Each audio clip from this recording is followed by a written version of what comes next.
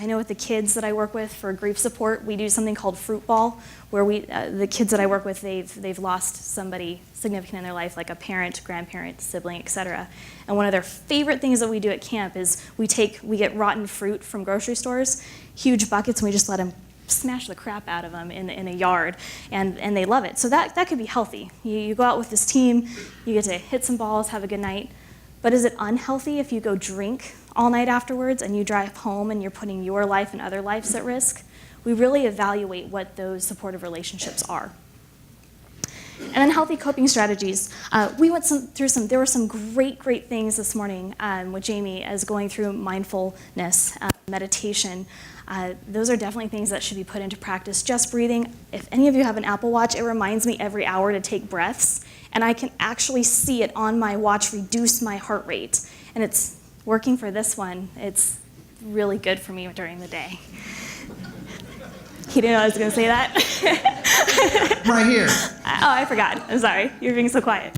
But one of the things that we go into in depth a little bit is kind of debunking some of the myths around sleep. So I was taught early in my career that, okay, you're going to be up for 48 straight hours working out of Williams. Nobody's going to help you. It's going to be great. Fine, go home, sleep on Saturday, and you'll make up all that sleep. That's not true. Our bodies can't make up for that. The circadian rhythms, the hormones, the stress hormones, our bodies don't recuperate. So we take a lot of time in resiliency talking about something that's super simple. We all sleep. We all do it. How can we improve our sleep cycles? Additionally, we have some people here from Heart Fit for Duty. We look into some other options as far as, hey, can we do more testing? Can we lift things appropriately? Can we have PT on site? What is proper hydration? How can we look at this? Talking about getting more physicals, because we know that 56% of in-line of duty deaths attribute to heart conditions, cardiovascular. And again, we've done yoga today, so I've gotten some of my work taken away from me. I don't have to describe that. You've firsthand witnessed some of it today. And this is my favorite. I think this is the easiest tool that we can do, and that is changing your perspective. Changing your perspective on situations around you. And if you don't take anything else away from here, I want you to just think about these two thoughts. What you believe about the world affects the way that you live in it. The way that you perceive the world will affect the way that you live in it and the way that you react to situations. And your perception is your reality. If you can take a traumatic or high-stress incident and change your viewpoint, it will not only affect the way that you feel internally, but also what you produce out there, and you will also affect the stress levels of those around you. And we work on that in groups, and we go through some scenarios. Obviously, for time, we don't have time for that today. Emotional awareness, we go through a couple things, breathing exercises. One thing that I really like, which isn't for everybody, is taking a calendar and having 3 colors, red, yellow, green. And going through your day, was this a good day? Red. Was this an okay day? Yellow. Was this a great day? Green. And looking over time, and this can help you identify if you need to talk to somebody in peer support. Oh my gosh, I've been green and yellow most of these days, and then all of a sudden I have like 5 runs of red days. There's something going on. It gives you a visual, super quick, color-coded way to look at your emotional wellness. And then skills. Bring in some awesome people that do some really cool things with skills. If anybody has done anything with EDMR, it's great for trigger memory. Sometimes they'll put an iPad in front of you, you'll recall your traumatic memory, and you'll watch a ball kind of go back and forth. Sounds simple, but what that does is it takes those memories that are stored in the limbic system and it reprograms those traumatic memories to be a regular memory bank. We're actually actively doing this with some of our clinicians in our CISM debriefings right now. These are some other tools I'm not going to get into deep with. We talk about the all or nothing type attitude, which some of us, like me, I feel like if I don't do everything, it's not enough. Making sure that we have positive outlooks and know that it's cyclic. And then also, we talk about wins and losses. Instead of looking at things as PTSD, can it be post-traumatic growth? Can we get bigger from it? Can we play a survival role and not a victim role? And this can be a basis for transformation. Our very first speaker said something that really hit home with me, and that was essentially this. It was to look for the option to be positive.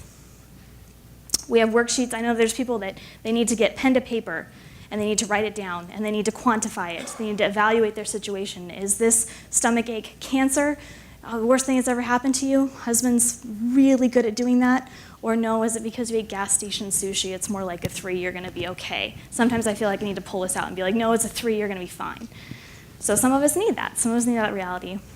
And then also going into goals, we go through goals and journaling as well. So that's kind of an overview of if you and your organization choose to go through resiliency training, whether it's through the state, online, whether we come out, whether you have a sister agency like Mesa Fire come out, those are some of the things and the skills that you work on as skills, not just sitting up here listening to us talk, but you work through with your people.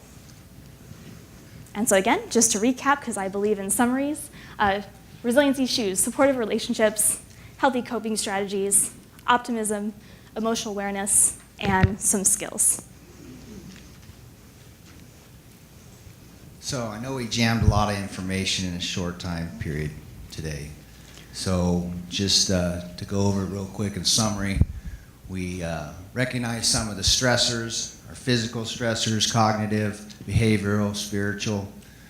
Some of the identifiers, we have the cumulative stress, compassion fatigue, burnout, PTSD, and we talked about our resiliency shoes through supportive relationships, optimism, emotional awareness.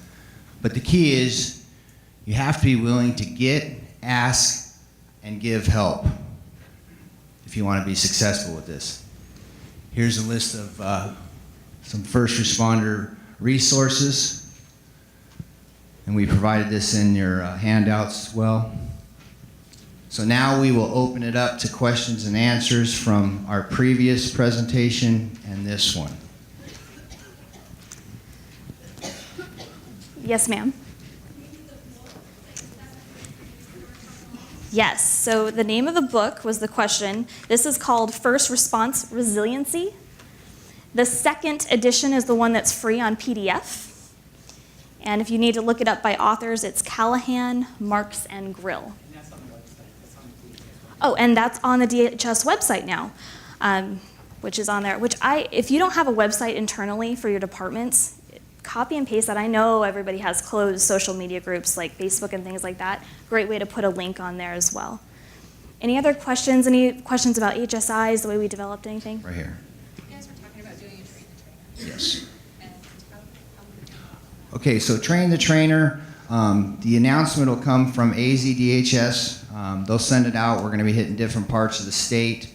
We're going to try to get folks from different regions to one location, and we'll probably hit 4 or 5 different parts. They've got a plan in place, so look for that announcement to come out in the near future. Okay. Anything in his presentation when it comes to how we went through our program? There you go. Do you mind talking about how well this is received by the participants and any challenges you had implementing with them? Yeah, so how is this received by our members?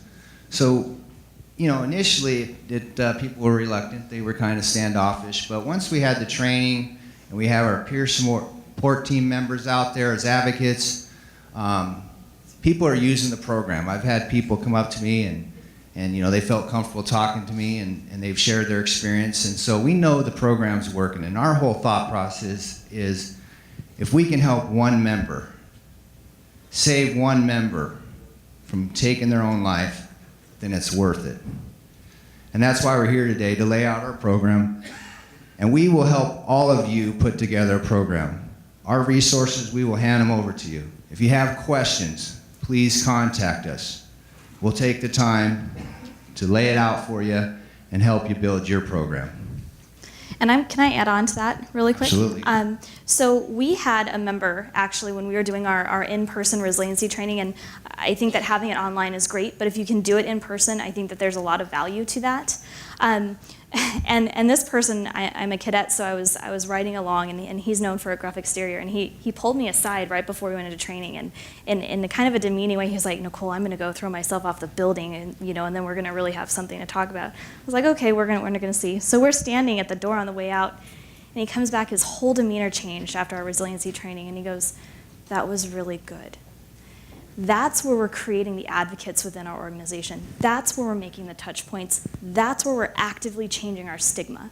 And then to Chief Brewster's point is by having the training and have our peer support, we're changing our culture one little bit at a time. And then one more quick story on that. We were sitting in a room a couple weeks ago in a meeting, and the argument was, hey, we're making a lot of changes. We are changing the stigma. Well, yeah, we are in this room because we're all talking about it. But then we go back to that IAFF report where, was it 92%? Yeah, 92%. 92% from last year were surveyed, and they still feel that stigma is a big thing. So while we might feel it because we're in it and we're boots on the ground, that's really where we have to make the changes, and that happens in person and making those connections. How are you dealing with the obstacle of confidentiality and fitness for duty concerns? Basically, all members sign a confidentiality agreement on peer support, so that hasn't been an issue. As far as our traumatic event exposure forms, it comes to myself. I put it in a secure file electronically. I'm the only one that has access to it. I review those to see if we can find patterns in that, to maybe reach out to the member. That's, what was the rest of your question? I'm sorry. Confidentiality obstacles, as well as they're concerned that if they raise their hand, they're going to be thrown in for fitness for duty. Yeah, again, we're trying to break down the stigma. With the training, the education, the support that we're offering to our members, that hasn't become an issue, and we're building this thing as we go, and it's been received really well. No issues. Yeah, so the confidentiality portion, I think you covered it very well. And as far as, are they worried to come back from duty? That's something that we see a lot of, specifically on the PD side. So we've created a really great relationship with our police department, and they're afraid of it because that psychoanalysis comes in play whether they can carry a gun or not later. So that we do see a lot of issues with that on the PD side, and it's something that we're actively working with. And that does come into confidentiality, why we don't push it through HR initially when it comes to HB 2502. And then additionally, we've developed partnerships with different places where we can check our members in to actual physical clinics, and they don't even come through the front door, they actually go through the back doors. And we've established that type of relationship with the clinics that are closest to us, so that it's something that we can keep as confined as we can. And then you have the champions at the top of our organization that will advocate for that within our own agency. Yeah, and that was one of the concerns with our members, just going through the general EAP process. We maybe had 1% participation, and they were worried that there'd be retribution, they'd be punished if they had a substance abuse problem or something. And that's why we wanted to have one single source, CPR, basically. They contact that number, he will work through it. If it needs to go further down the line, say a House Bill 2502 situation, then that's when CPR, they'll contact our peer support team lead, Ben Burns, who's in the back there. He's also labor rep, and they will walk our member through the process to maintain the confidentiality portion of that. So it's working well. Okay. No other questions? How long after, I'm not sure how long you've been doing the 4896. My department also does that as well. I don't know if retrospectively you can go back and look at when you were doing 24s versus now doing 48s, especially at some of the stations that are stand-up stations that are running a lot of calls, a lot of volume. Some departments will have a timeout policy, switch stations when the slower first due, but most people don't want to do that. They want to stay in their due, they have pride in their first due or whatnot. And logistically, it's a pain in the butt. So it's more of a statement than a question, but I think that coupled along with the 25-year retirement in PSPRS now versus the way it was, which thank goodness we have a pension to begin with, but I'm in the older system.